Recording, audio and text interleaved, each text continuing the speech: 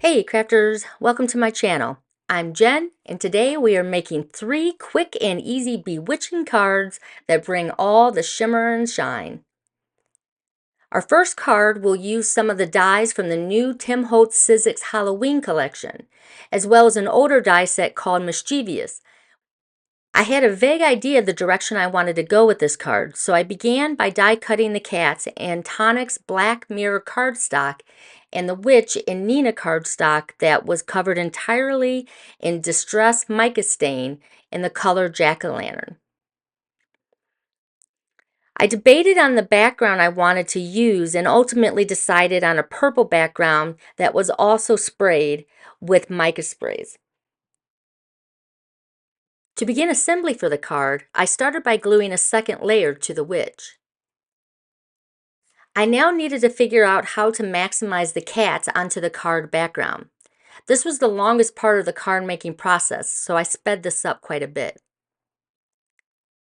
Once I had a loose idea of the placement, I glued my background to an A2 card base that I cut from Nina 110-pound cardstock in solar white.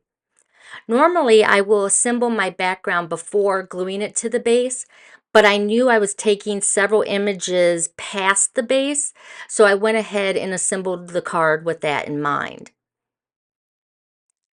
What are your thoughts on taking images past the background or cutting images that extend beyond the base? I know that both can be controversial choices for some card makers. Personally, I think it's dependent on the design. In this case, because I was bringing that white into the total image, I knew my sentiment had to incorporate white to create more balance. This gave me another opportunity to use my new mink. I had been tracking the price of it online, and Amazon recently dropped the price to around $40, so that was the push I needed to pick one up. I also picked up these Wordies sentiments by Creative Expressions and Trick or Treat. I opted to foil half of the sheet in Mango Orange by Gina K.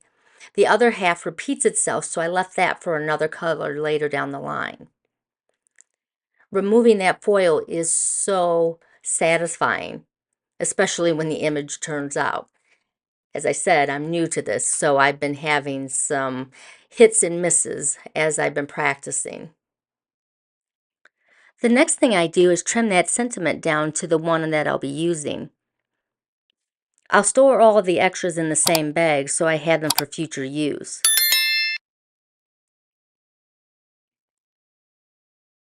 I adhere the sentiment down with mini foam squares to add some more dimension to the card front. I just need to figure out where I want to place it.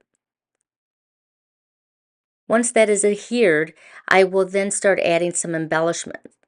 These are from Spellbinders in the color Purple Opalescent. And here's the finished card. I'm quite happy with how it came out.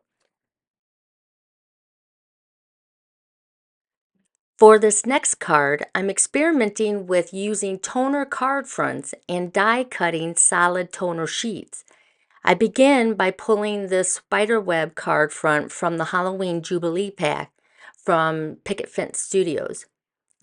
I want all 3 cards I'm making to be in purple, orange, and black colors, so I opted for the Deco foil roll in Prince Periwinkle.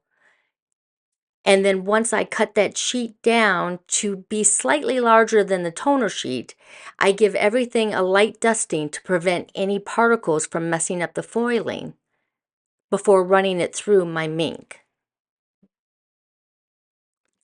I love how this background turned out. In keeping with the design theme, I cut a black toner sheet from Pink and Main in half and foiled one half in that Prince Periwinkle color, and the other half I reserved for the next card. Now, if you do not have access to foiling, a great alternative is using mirror or iridescent cardstock. The witch die that I'm using was picked up from Amazon, and the sentiment is a Kathy Zilski design from Simon Says Stamp. I used a scrap piece of mirror cardstock to cut the shadow die for the sentiment. To assemble the card, I begin by adding a purple border cut slightly smaller than A2 size before attaching the spiderweb background that I also cut down to be smaller than the purple background.